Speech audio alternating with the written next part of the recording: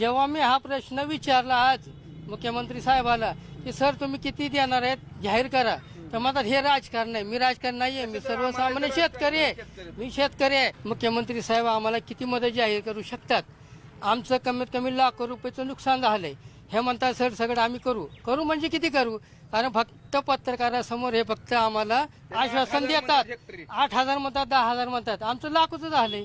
ह्यांनी किती देणार आहेत आम्हाला नुकसान ते जाहीर करावं ना. जेव्हा मी हा प्रश्न विचारला आज मुख्यमंत्री साहेबाला की सर तुम्ही किती देणार आहेत जाहीर करा, तर म्हणतात हे राजकारण आहे. मी राजकारण नाहीये, मी सर्वसामान्य शेतकरी आहे, मी शेतकरी आहे. मला ह्याने अटक करू द्या आता. ही तुम्हाला दारू पिऊन आला तसं म्हणणं आहे पोलिसांचं. असं म्हणणं आहे. मी म्हणतो ना मेडिकल करा आणि मला अटक करा म्हणे. मला अटक करा आणि काय ते यांची शिक्षा असेल तर मी घेईन.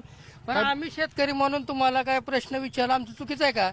जनतेने तुम्हाला निवडून दिलेलं आहे, मग हे आमची चूक आहे का? मला आज यांचे प्रशासन यांचं म्हणून हे का?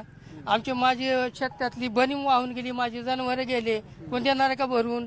आणि असं नाही माझं एकट्याचं नाही, किती करणार आहेत. फक्त हे आश्वासनं असतात, कुणीही मदत देत नाही. देतात तुटपुंजी 5,000 2,000.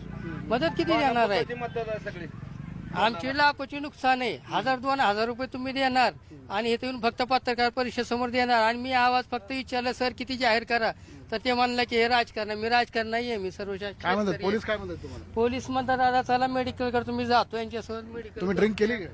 केली आहे थोडी सकाळी, आता नाहीये. आता पण मी जे बोलतोय ते काय चुकीचं बोलतोय का? पण मी चुकीचं बोलतोय का?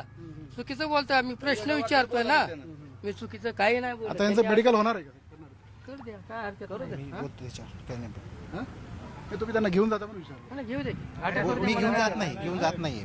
मेडिकल करतो बोलला त्याला करते ते कोण तर काय माहिती का हे सगळे शेतकरी आहे ते. इथं काहीतरी गोंधळ होऊ नये म्हणून मी त्याला बाजूला घेत होतो. असं काही नाही.